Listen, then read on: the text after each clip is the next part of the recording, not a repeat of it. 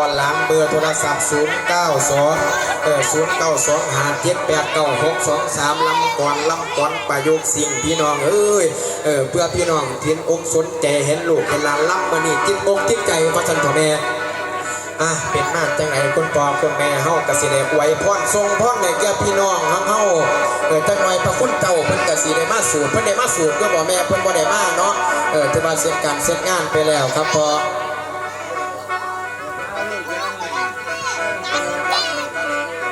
ขอบคุณครับนะ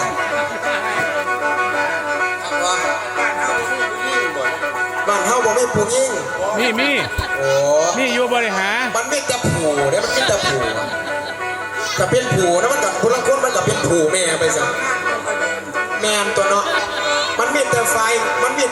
ขวบมันไม่มีไฟหงายพอแม่มันธรรมดานั่นล่ะเนาะมีผู้หญิงกับตรงนี้ผู้ชายไปจังตัวเนาะไวพ่นในปีเห็นเนาะเด้อลูกหลานกสิอำลาผ้าจากเด้อจากพวกโอ้ยพ่ออย่าให้ลูกให้หลานแตกถอนอย่างสุราไม่ไรเนาะเนี่ยผมว่าได้ว่ากินเป็นยาสุราแปลว่าเหล้าเพิ่นว่าจังสันตัวเนาะกินให้มันพอดับพอดีผู้ลังคนกินละขาม้าไตก็มีผู้ลังคนกินละรวยก็มีได้พอกินละไปหลงยิบเบ็ดไปลอตเตอรี่รางวัลที่1ก็แม่นก็มีเนาะจังสันคุณพ่อคุณแม่เฮาก็สิได้อวยพรให้แก่พี่แก่น้องเฮาเด้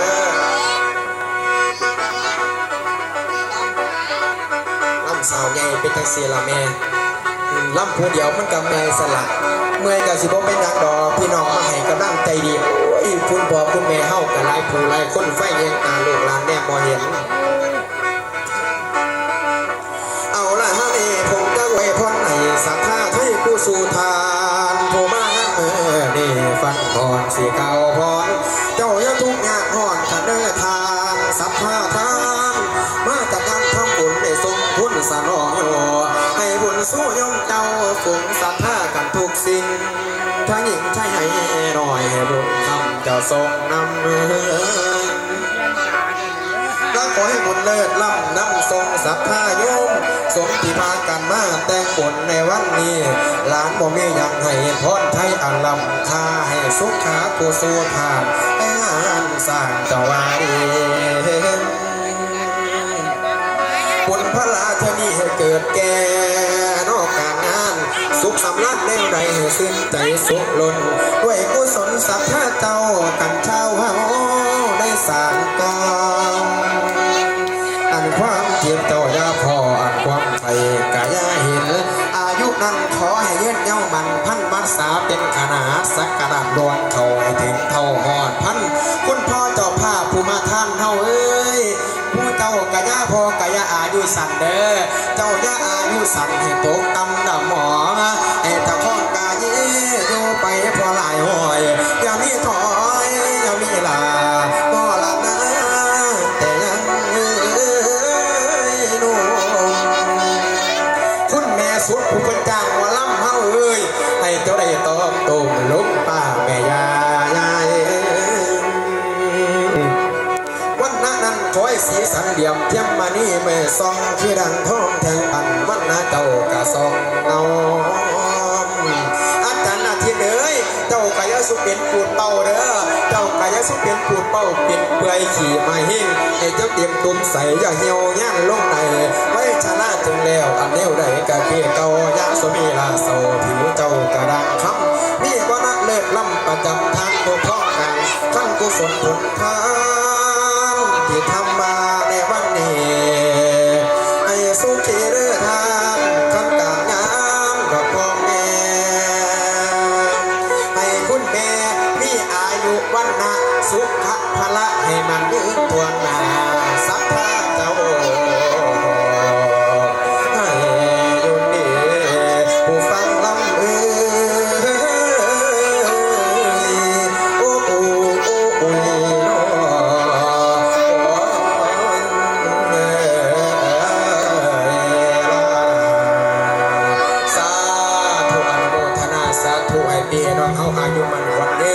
เสร็จการเสร็จงานแล้วให้ถึงรางวัลลอตเตอรี่รางวัลที่1สู่ผู้สู่คนขอเสียงตบมือเด้ผู้ใดอยากถึงรางวัลที่1สาธุสาธุลองพอแต่แล้วพอ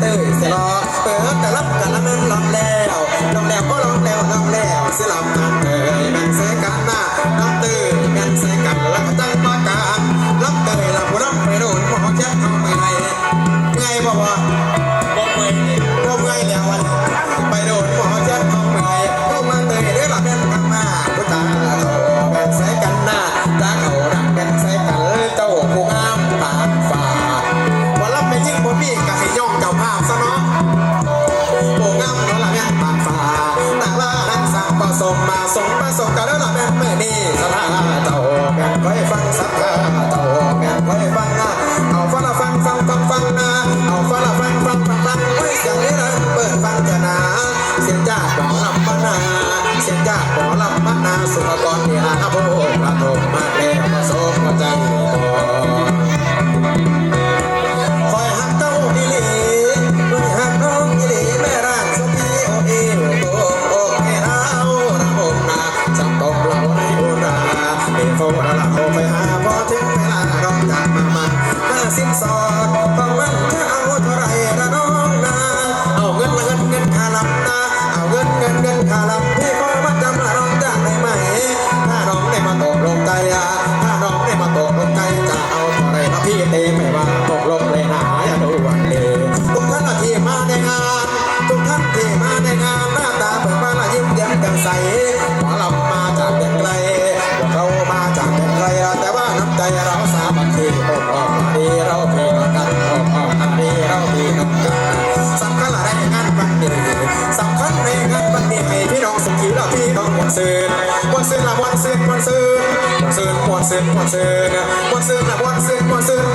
กเขาสำเร็จลำเดือดเมื่อบาดให้ทำดูดีโอ้ยนั่นละนา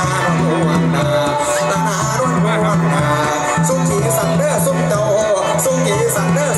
ญาสุขยาสนจะได้ในรถลาเพราะสัทธากันละเม็ดพี่น้องให้สมเด็จราชนาโอ้ยนั่นนารถนวลนาทั้งกันนาสังราชกันไปยาหลงยาไหลกันเด้อยาหลงยาไหลเอาเตยลาพี่น้อง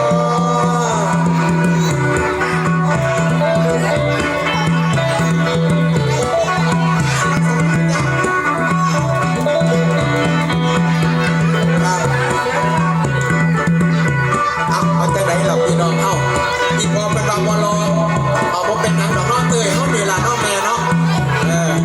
มาเป็นนางดอกพี่ตายเขาถึงสิบวันรอทรงเป็นญาติเพิ่นก็ได้รับบอกบุญละเนาะพี่น้องเขาจะไม่ได้รับบอกบุญแล้วก็สาธุพร้อมกันนั่นสาธุแม่เอาลูกนักสิไว้ก้อนให้เด้อแม่เด้อ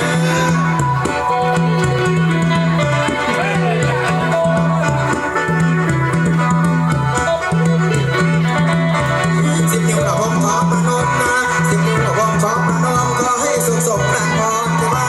ขอให้คุณพ่อสัมภาขอให้คุณแม่สัมภาสมปรารถนาร่ำรวยเงินทองสมปรารถนาร่ำรวยเงินทอง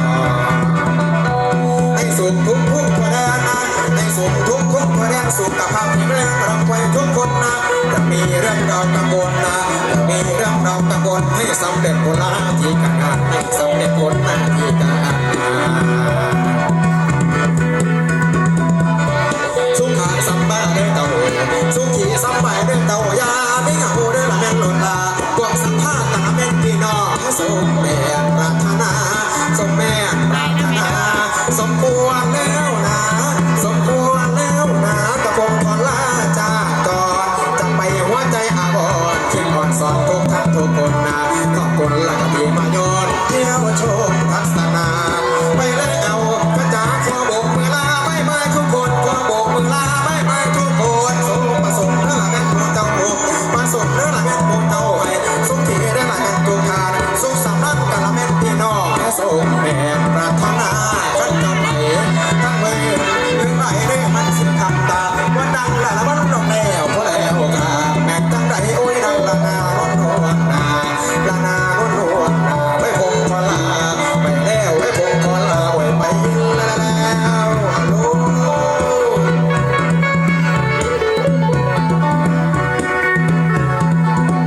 ขอท่านได้เลือกท่านได้อันประเสริฐขอจงบังเกิดแก่ผู้ฟังลองฟังลำทุกท่านทุกคนเดี๋ยวขอเดี๋ยวแม่เด้อให้สุขภาพร่างกายแข็งแรงอยู่ดีไม่แห้งทุกท่านทุกคนการงานหนาจังไหนพี่น้องก็ไปติดต่อมาลองมาล่ำเสียงานแล้วให้พี่น้องสมมาสมปรารถนาถือรางวัลลอตเตอรี่รางวัลที่หนึ่งสู่ขู่สู่คนเด้อสาธุหอดเอาหวยปัวหอดเวลาแล้วขอขอบคุณครับขอบคุณครับไปไหนครับขอบคุณครับโอ้ยนี่5 บาทกับซัมวัดซอยที่พอนี่นะ ผมว่า